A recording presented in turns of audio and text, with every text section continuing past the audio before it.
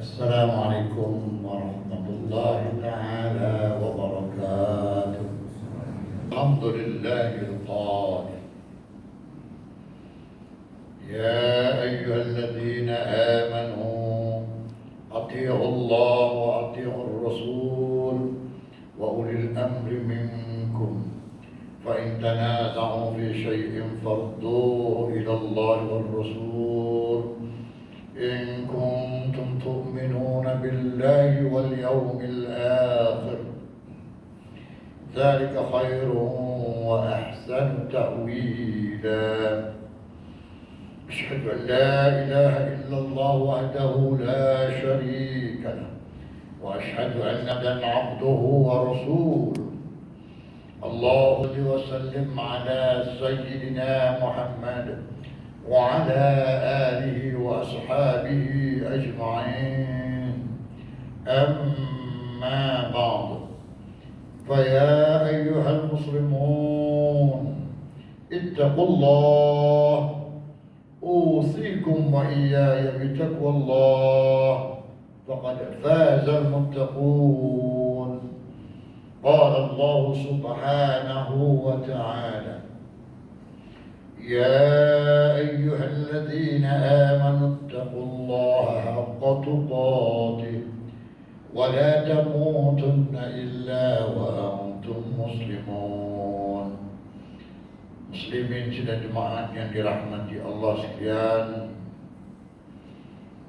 saya berpesan kepada diri saya dan kepada sidang jemaat sekalian, marilah bersama-sama kita memperkasakan ketakwaan kita kepada Allah Subhanahu wa Ta'ala dengan melaksanakan segala titah perintahnya dan kita meninggalkan segala tegahan dan larangannya. Mudah-mudahan kita akan mendapat kejayaan hidup di dunia dan di akhirat. Bersempena dengan hari keputeraan Duli Yang Maha Mulia Sultan Selangor yang ke-76 pada 11 Disember 2021 ini, maka hayatilah khutbah yang akan disampaikan pada hari ini yang bertajuk Sultan Adil dan Bijak Dambaan Rakyat. Hadirin sidang Jumaat yang dirahmati Allah sekalian, hari keputeraan Duli Yang Maha Mulia Sultan Selangor merupakan hari sambutan rasmi keputeraan Duli Yang Maha Mulia Sultan Selangor yang disambut oleh setiap lapisan rakyat sebagai tanda kesyukuran kewujudan institusi istana di negeri Selangor sebagai institusi penting yang menjadi tonggak kedaulatan negeri Selangor dan rakyat keseluruhannya. Ketaatan kepada Sultan yang memerintah adalah asas pembinaan dan kelangsungan ketamadunan Melayu dan keberbagaian ras dan agama di rantau ini. Begitulah halnya yang berlaku di negeri Selangor. Pemerintahan Kesultanan Melayu terbukti menjadi asas pembinaan ketamadunan Melayu Islam sejak sekian lama. Institusi raja tidak dapat dipisahkan dengan masyarakat Melayu karena Sultan maupun rakyat saling memerlukan antara satu sama lain.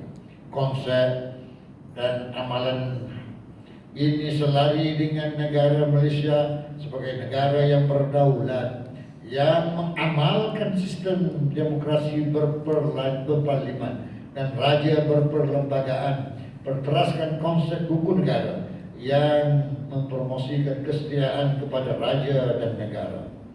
Muslimin sidang Jumaat yang dirahmati Allah sekalian, Duli Yang Maha Mulia Sultan merupakan pentadbir dan ketua agama Islam yang menyambung amanah yang dilaksanakan oleh para anbiya dan rasul-rasul dalam memerintah, dalam memelihara kesucian agama Islam.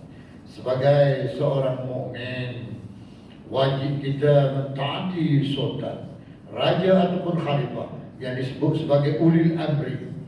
Penegasan ini dirakamkan oleh Allah Subhanahu wa Ta'ala dalam surah An-Nisa ayat 59 yang dibacakan di awal khutbah tadi. Atiiullah ya ayyuhalladzina amanu atiiullah wa atiiur rasul wa ulil amri minkum. Wahai orang-orang yang beriman, taatlah kamu kepada Allah dan taatlah kamu kepada Rasulullah dan kepada ulil amri, yakni orang-orang yang berkuasa dari kalangan kamu. Ketaatan kepada ulil amri dilihat sebagai menjamin kesejahteraan hidup masyarakat dan negara menjadi baldatun thayyibatun wa rabbun ghafur, negara yang baik dan mendapat keampunan daripada Allah Subhanahu wa taala. Penegasan ketaatan kepada sultan, raja dan ulil amri juga dinyatakan oleh Rasulullah sallallahu alaihi wasallam. Bagaimana baginda menyeru kepada ketaatan kepada pemimpin yang mementingkan kestabilan, keharmonian dan kemaslahatan rakyatnya. Dan satu hadis daripada Abu Hurairah radhiyallahu anhu bahawa Rasulullah sallallahu alaihi wasallam bersabda, "Wa man yuti'il amira faqad ata'ani, wa man ya'sil amira faqad 'asani." Barang siapa yang taat kepada pemimpin, maka dia telah taat kepadaku, dan sesiapa yang menderhakai pemimpin, maka dia telah menderhakaiku. Hadis riwayat Al-Bukhari. Sebagai pemimpin umat Islam, Rasulullah sallallahu alaihi wasallam mementingkan keadilan dan berlaku adil kepada setiap dimensi kehidupan. Jelas, kepimpinan bukan hanya sekadar perjanjian antara pemimpin dengan masyarakat, tetapi ia juga merupakan ikatan perjanjian antara pemimpin dengan Allah Subhanahu wa taala. Dan sebagai seorang pemimpin, hendaklah mementingkan keadilan dalam melaksanakan sesuatu tanggungjawab. Dari aspek kepatuhan dan kesetiaan kepada pemimpin, kita dapat melihat para sahabat Nabi sallallahu alaihi wasallam sangat patuh dan setia kepada baginda Nabi sallallahu alaihi wasallam. Ketaatan mereka menjadi kunci dan asbab jalan ke syurga Allah tanpa alpa dan lalai dalam melaksanakan perintah dan menjauhi larangan Allah Subhanahu wa taala. Antara ciri-ciri keunggulan kepimpinan Nabi kita Muhammad sallallahu alaihi wasallam sebagai ketua masyarakat dan negara, baginda sentiasa menyeru kepada berlakunya kebajikan, meluangkan masa, menyelami emosi dan berkongsi rasa, mencari masa dan konsisten mendidik para sahabat tentang ilmu dunia dan akhirat. Sebagai pemimpin, Rasulullah sallallahu alaihi wasallam berusaha menghayati rakyatnya yang susah, membantu mereka semampu mungkin dan menyantuni keperluan rakyat. Ini adalah sifat semula jadi atau fitrah yang dianugerahkan kepada baginda sallallahu alaihi wasallam. Perkara ini direkodkan oleh Sayyidatina Khadijah ketika mula-mula wahyu diturunkan. Wallahi ma yuhzika Allahu abadan innaka latasilur rahimah wa tahmilul kulla wa taqsibul ma'duma wa taqri dhaifa wa tu'inu ala nawaibil haqq. Demi Allah, Allah tidak akan mensia-siakanmu. Sesungguhnya engkau adalah orang yang menghubungkan silaturahim, membantu orang yang kesusahan, mengusahakan bagi yang kehilangan, menyantuni orang yang lemah, memuliakan serta membantu mereka yang menegakkan kebenaran. Riwayat Bukhari. Sebagai rakyat yang taat dan setia kepada Duli Yang Maha Mulia Tuanku Sultan, kita perlu menerima dengan hati terbuka setiap apa yang telah dititahkan oleh Tuanku Sultan. Ini kan titah Sultan merupakan kemaslahatan untuk rakyat. Janganlah kita meremehkan dan menyalahkan perintah dan arahan ulil amri.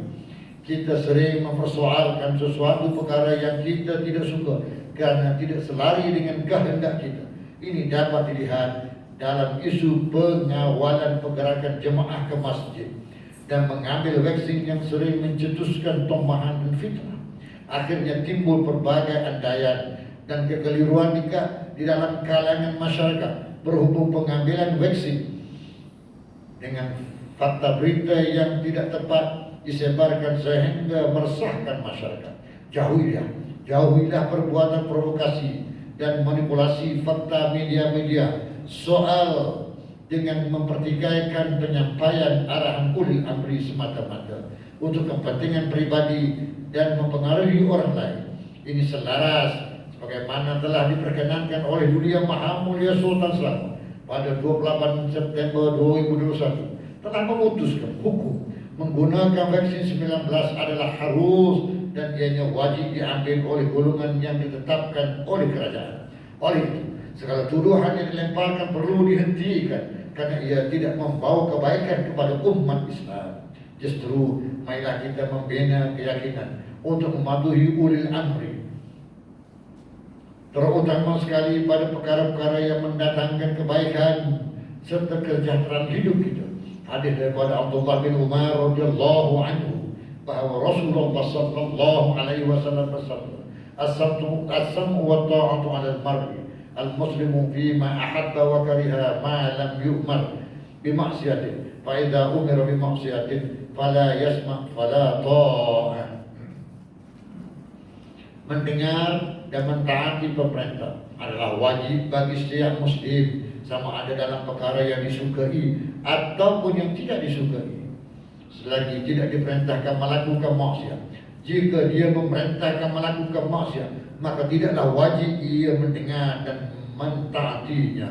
Hadis riwayat Al-Bukhari dan Muslim.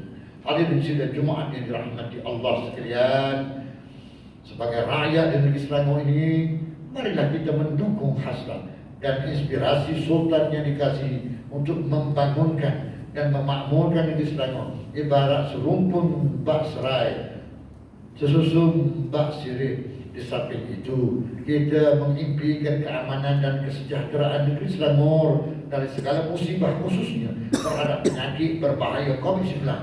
Rakyat perlu bersyukur kerana dikurniakan Duli Yang Maha Mulia Sultan yang berwibawa, prihatin, adil dan konsisten memperkasakan amal ma'ruf nahi munkar serta memartabatkan syariat Islam di negeri Selangor berteraskan akidah ahli sunnah wal jamaah. Justru pada hari Jumaat yang mulia ini, seluruh rakyat merafat sembah dan setinggi-tinggi ucapan terima kasih kepada Duli Yang Maha Mulia Sultan Selangor sempurna hari keputeraan Duli Yang Maha Mulia Sultan Selangor, Sultan Syarafuddin Idris Shah Al-Haj Ibn Al-Marhum Sultan Salahuddin Abdul Aziz Shah Al-Haj yang ke-76.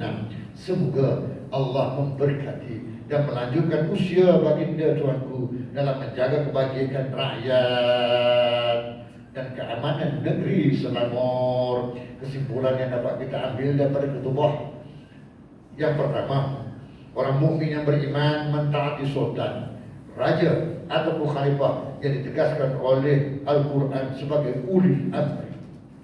Yang kedua, umat Islam hendaklah taat kepada ulil amri bagi menjamin kesejahteraan hidup masyarakat dan negara agar menjadi baldatun thayyibatun wa rabbun ghafur, negara yang baik dan mendapat keampunan daripada Allah Subhanahu wa taala. Yang ketiga, umat Islam hendaklah sedar bahawa pemimpin yang adil mendapat kemuliaan daripada Allah Subhanahu wa taala dan di akhirat dengan mendapat naungannya. A'udzubillahi minasyaitonir rajim. Bismillahirrahmanirrahim. Inna Allah ya'murukum an tu'addul amanati ila ahliha wa idza hakamtum bainan nasi an tahkumu bil 'adl.